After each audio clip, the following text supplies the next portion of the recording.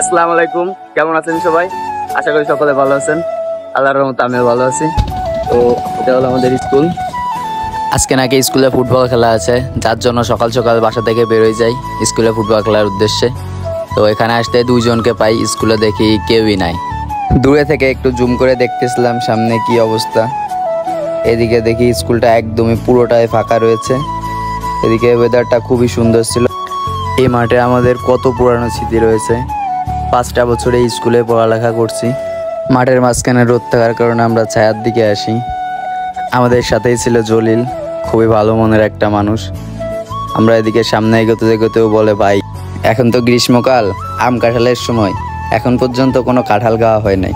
তো সামনে দেখি কাঁঠাল গাছ ছিল একটা।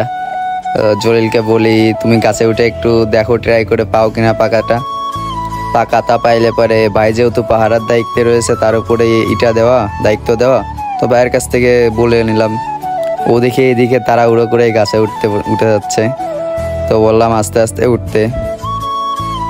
ও দেখে স্যান্ডেল পরেই লাফালাফি করতেছে, পরে স্যান্ডেলটা ওইখানেই খুলে ট্রাই দিতে এতে উপরে উঠতেছিল।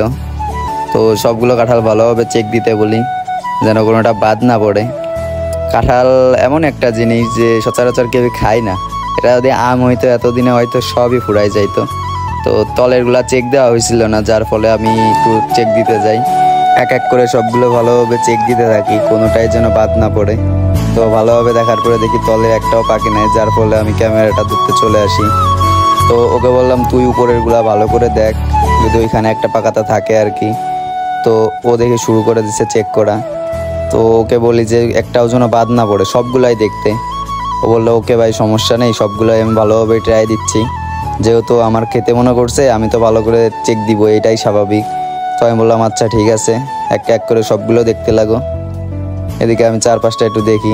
এদিকে দেখে আমাদের ভাসতে ও আমাদের সাথে আসছে কাঁঠাল খাওয়ার জন্য না, হয়তো ফুটবল খেলার জন্য। পরে ওর কাছে বলি কি অবস্থা, বলে ভাই একটা কাঁঠালও পাকাতা নাই।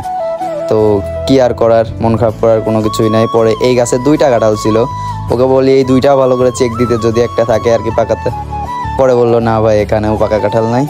পরে বলি ভাই ভাগ্যে তো নাই, কি আর করার, তুমি নেমে চলে আসতে। পরে বলে আস্তে আস্তে নিচে নেমে চলে আসো। ও আস্তে আস্তে নামার জন্য প্রস্তুতি নেই। পরেও আস্তে আস্তে নামতে থাকে। আর এদিকে আমি একটু ফোনটা নিয়ে একটু জুম বাড়ি করতে লাগি, অন্যদিকে মাঠটা দেখতে থাকি। তো মাঠটা আসলে অনেক সুন্দর। পরে জলিলের দিকে একটু ক্যামেরাটা ঘুরাই দেখার চেষ্টা করে ও কত দূরে আসছে। পরে দেখি ও অনেকটাই নেমে গেছে। ওকে বলে আস্তে আস্তে নিচে নেমে আসতে। ভাগ্যেই নাই ভাই, নেমে চলে আসো। অন্যদিকে দেখে আমাদের ভিতর ফুটবল নিয়ে হাজির হয়ে গেছে। আসতে না আসতে বলে, তুই এখানে দাঁড়া, তোর ফোনটা আমি ফুটবল মারি।